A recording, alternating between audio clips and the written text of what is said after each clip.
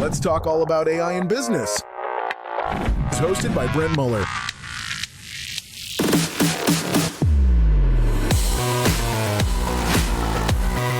Welcome to the Future Proof Podcast.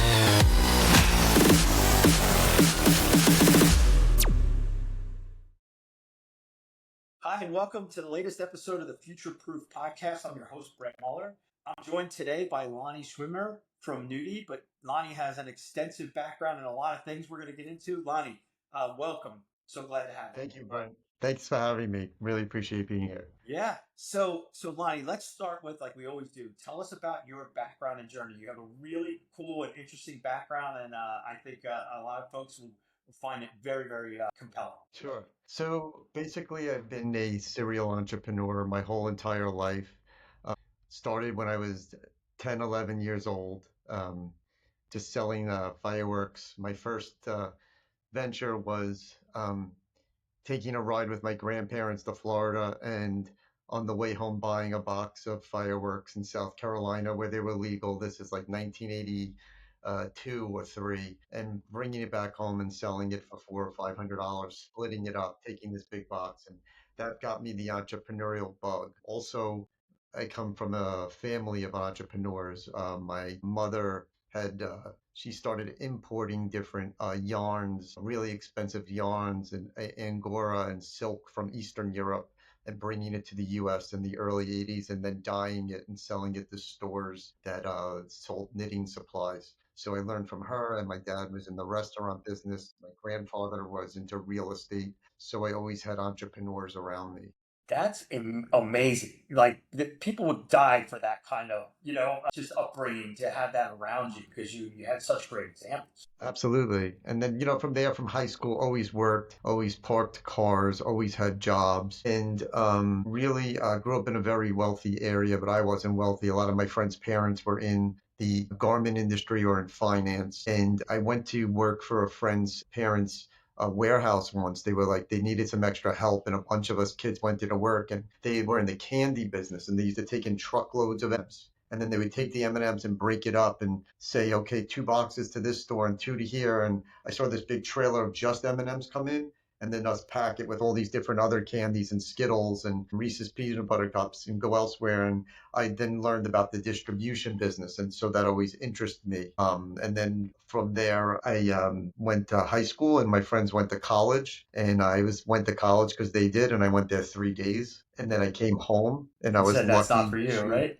It just wasn't for me. Yeah. I'd already been working. I kind of was comfortable with sales and doing stuff. And I partnered, long story short, with a guy who became a mentor, Andy Appel, and he had this business that bought and sold plastic hangers to people that made clothing. And then I worked with him, helped him build that business from about a $7 million business to about a $13, $14 million business. And then we merged Wow. that business with a $30 million business, father and son, and brought in another key person, Robert Schlossberg, and we built that up to about $60 million a year and sold that to Tyco International in 1999. And then I went to work for my friend's father's family office hedge fund, trading stocks for 3 years. Was there through 9/11. I made money, but it Wow. wasn't for me.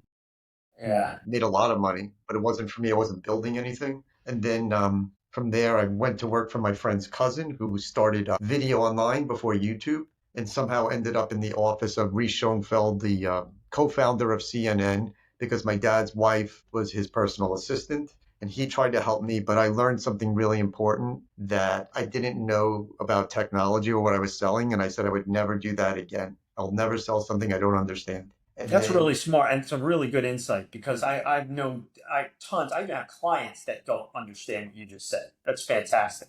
And then from there, I met my wife, who was my girlfriend at the time. We moved to Florida. We started a lawn doctor franchise with a friend. And the reason I got into pest control fertilizer was for the reoccurring revenue. And then I got a dog. I fell in love with the dog. And my friend gave me a bottle of shampoo, and the shampoo was amazing, much better than anything I used. I said, "Where did you get this?" He said, "My friend, he only sells it to veterinarians." I said, "Why?" He said, "Because then the vets won't buy it if he sells it to stores." I said, "I want to meet your friend." And long story short, that's how we started. Wow. And now, so for everybody that doesn't, and by the way, I love your background. It's one of the most diverse and entrepreneur centric that I have ever interviewed. That I love that. Lonnie, tell us a little bit about how you, yeah, so again, I hear how you started Nootie. Tell us about, what made you fall in love with it and what your vision for it is now. So originally I got a dog and I didn't want a dog. And literally after a month, I fell in love with the dog. That usually And happens, by the way. I didn't understand because I didn't have a dog. It's like not having kids. Like you just don't Yeah, understand. So 100%. I fell in love with this dog and I fell in Just love so everybody with knows, right, for all the audience, what kind of dog was a Boston Terrier. it? I love it. All right. Best dog, Ellie Ray. And fell in love with this dog. And then when I used the shampoo, I didn't like as a guy, I didn't realize there was like better shampoo. And it just worked so much better. And I was excited that I could like improve something. Like, here's this product. I'm going to use it. It makes it better. So got into the products. And really the whole concept was, as I kept going, was making great products that people would find at the vet, but now available for pet stores. And as I kept getting deeper into the business, we kept coming out with more problem solving solution based products. So what I really learned was, with the oncoming of like Chewy or Amazon was like, why do people go to pet stores?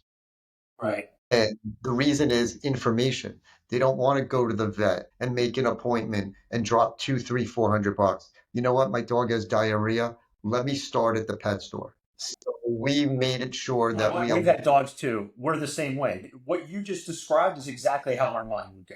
So, yeah, I love that you learned right. that. Yeah. Like pet stores are like consultants. The only reason that, and I don't want to make it sound like the only reason, but the main reason they exist is the sales teams and on the floor and the information and the help and the support because you could buy products anywhere. You can go to Right. Target, you go to the supermarket, Amazon. It's getting that information to get the right product for your pet. So you've obviously expanded the product line, right? Since you started Nudie, right? So what do you offer now, and then what's the vision? Like, do you get into more stores, or what? How do you grow Nudie? So that's a great question. So the original business was non-medicated shampoos. We call them our legacy products.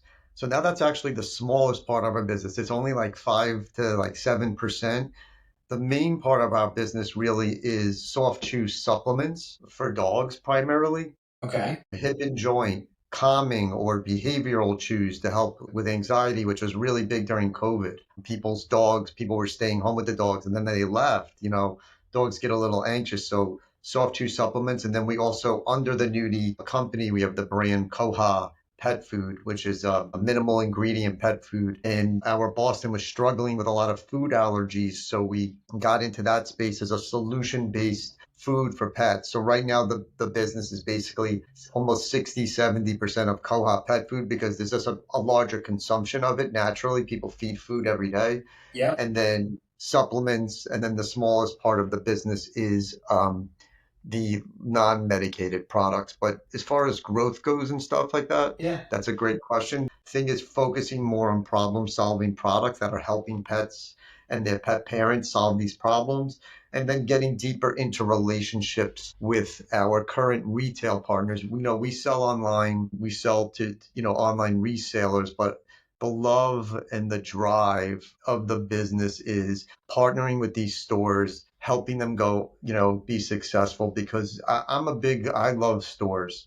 And I love stores because I believe that's great for the community. Maybe someone's kids go work at a store and you could go there and they employ people and there's local landlords. So, people are like, wouldn't you rather sell online and make more money? It doesn't really work like that. If I could have a business, I would make more money with stores even. Online, there's shipping, there's this, there's Right. returns. Right. People don't It's understand how cuts into your margins. Yeah, and you have relationships with the stores, deep, deep, deep relationships with people. But at the end, it's all about helping pets, helping pet parents. That's like what the business is about. But it's getting deeper into the solution-based products to grow the brand. Yeah. Well, you know what's interesting about that? So I had somebody on last week who does organic chocolate bars, right? And he was talking about the research that they had seen about brands like yours, right, that resonate with people, especially in stores. And what he was saying is the education piece that you're kind of alluding to, Lonnie, is that he said if you go back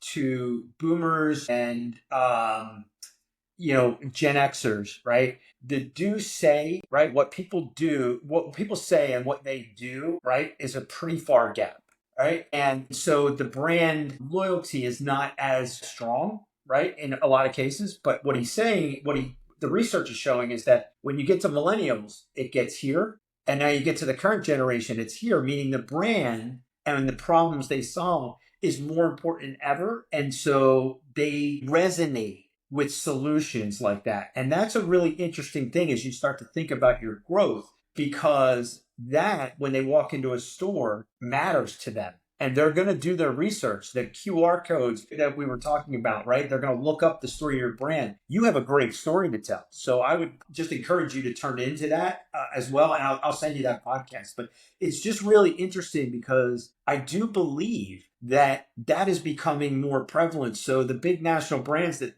always thought that they could just put commercials out and people would just gravitate towards it. It's not the play anymore. People, because of the social media, the amount of information that's out there, it matters to like a pet owner of how you help solve that problem. So I think you have a great story to tell. And I think you just got to keep telling it. Thank you. I appreciate it. It's also the relationships. I mean, I have a store, 100%. started with a guy, he had 10, 12 stores. They have 200 stores. When he had like 40 or 60 or 80 stores, I sold him early on 60 or $80,000 of cat food I was closing out. It wasn't bad, it just wasn't selling. So I said, "Here, I'll sell it to you cheap, and you sell it cheap."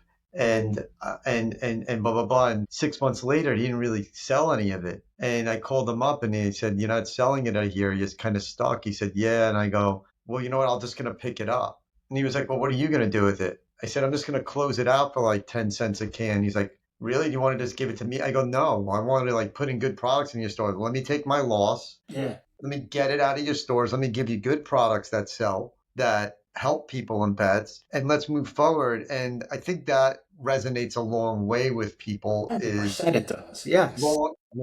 our vision with all of our business is long-term strategy. Not like, oh my God, like it's going to take me, and I couldn't afford it at the time to pick up the 50 or 60 or $70,000 of cat food, but I did it for the length of the relationship. I wasn't Relationship. here, I was looking further out. So I think that's also a big part of being successful today. It's not just the product, it's the relationships and how Yep. you treat people and stuff like that. Yeah, absolutely. And I think it goes a long way in elevating your brand because because it's a trust factor, right? Because people can understand how you do business easier than ever, right? Now they can say, hey, that Nootie is a product that I know, love, and trust, and I'm going to tell people about it. And that's a really good thing in the market today. Absolutely. So Lonnie, tell us a little bit about, as you look down the next 1 to 2 years, how's the industry going to change? Is it going to be impacted in any way?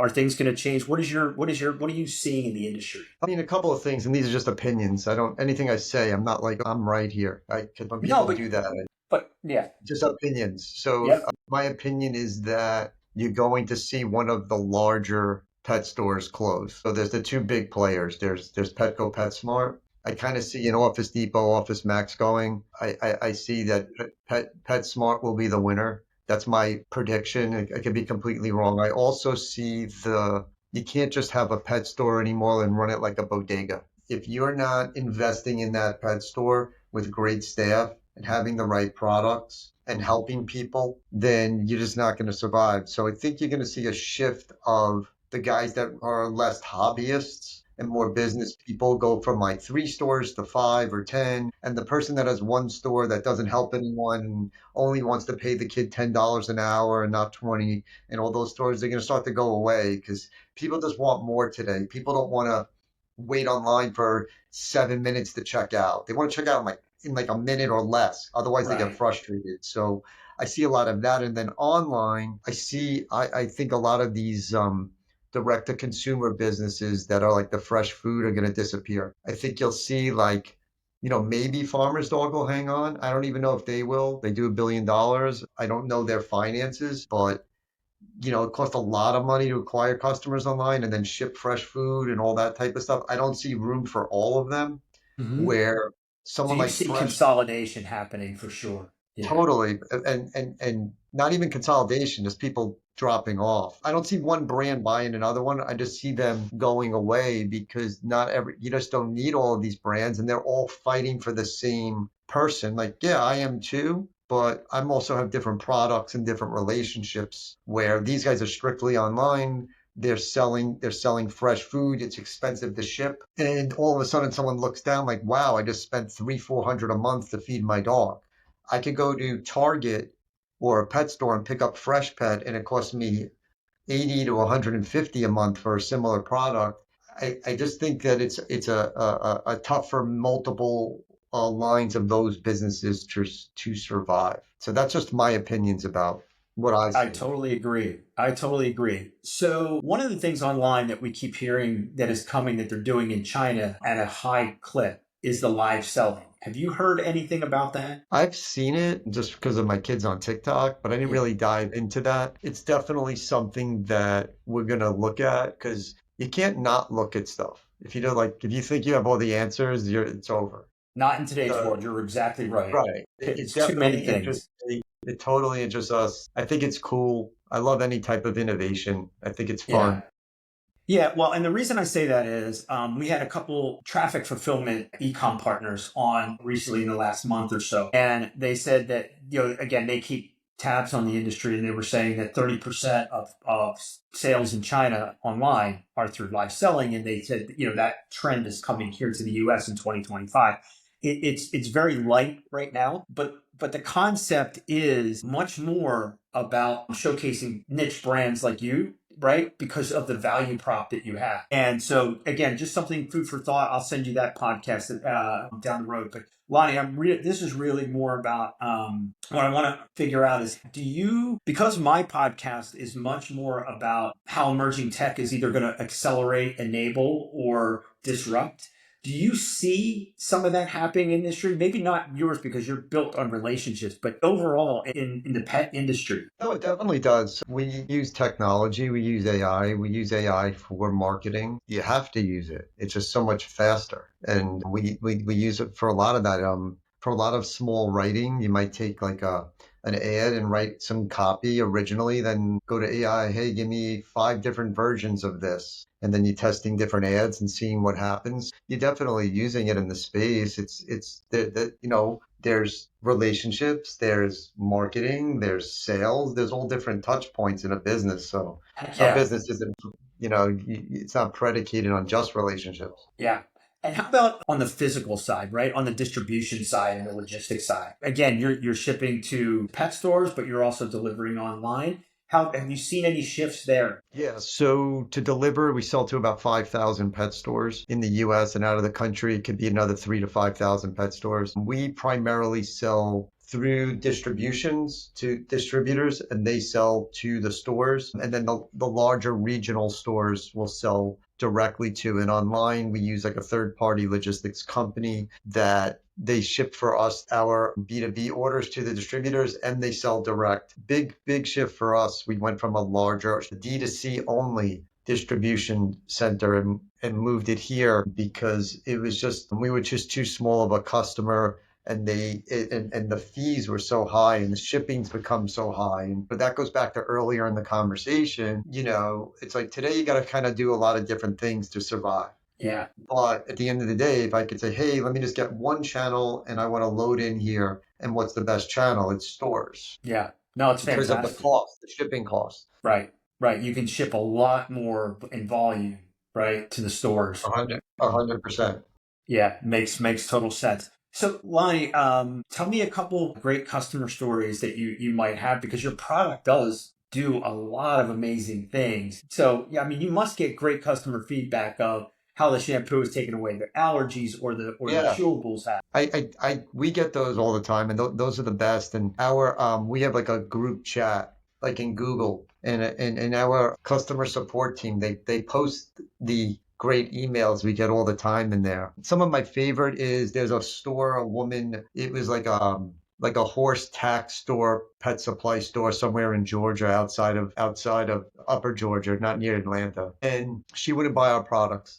and we gave her a sample of our medicated shampoo, and her dog got bitten by a tick or a flea or something, and lost all its skin, and it was awful. It was like hard to look at this dog. It was a golden retriever. It's like it looked like it was like in a fire almost. It was heartbreaking. But I didn't see this till after. She sent 4 pictures and she washed the dog with our stuff. And literally within like 10 days, 2 weeks, the dog's hair was like on its way back. And a month later, like completely fine. And that always resonated with me because of, the visual with she actually took pictures along the way. And now she's swears by our product to customers and blah, blah, blah, and tells the story. And we've gotten Isn't that permission to. fun? That then What? isn't that fun? I mean, that gives you such pride in what you're selling. Yeah, absolutely. And if I go through all my reviews on the website, there's always some people that aren't happy, but for the most part, they're happy. And the stories that they tell, my cat wouldn't eat anything and now they're good. Or my cat kept, throwing up and now with this food, it's the only food they could eat. Or my dog had loose stool and with our new bland diet, this like saved the day. This is the best food, and this did this, and this. Thank you so much, and the thank you so much for making this, and the thank you so much. And those are the reasons that motivate you to do something great, not just make money. You know what I'm saying? Like just Right. making money is not the same thing. No, no. And when you can stand behind your product that way and the customers back it up, there's nothing better. There's nothing better.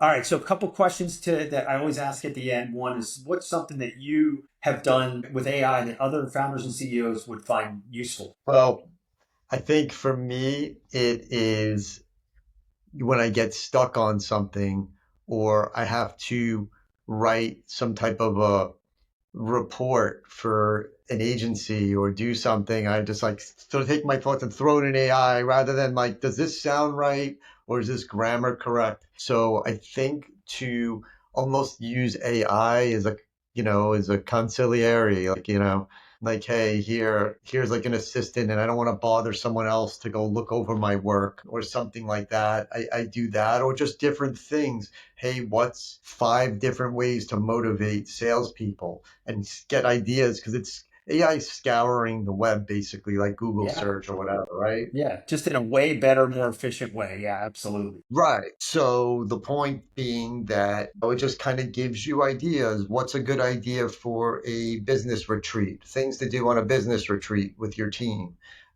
Just different little stuff that you might not be thinking about. I mean, there's the obvious stuff we could talk about, but those are the things that maybe aren't obvious. No, and that's what we were looking for, right? Because this is what we want to do is figure out ways to free up founder and CEOs time and make them more efficient. Because again, the visionary part of you comes out, and if you can spend more time on that, then the company grows, usually grows. So it's definitely one of our mission statements here. At Future Proof. The last question is, as you look down your next 12 months, you obviously want to grow the company. We hit on it a little bit, but tell me, if I gave you a magic, what would you use it to help you either meet or exceed those growth goals? I think the magic wand would be to have more, help my team, help them educate more people in store. I have 11 people around the country, 2 people inside sales. And if you're selling thousands of stores, it's hard to get around to all of them. And you can't expect them all just to watch a video. And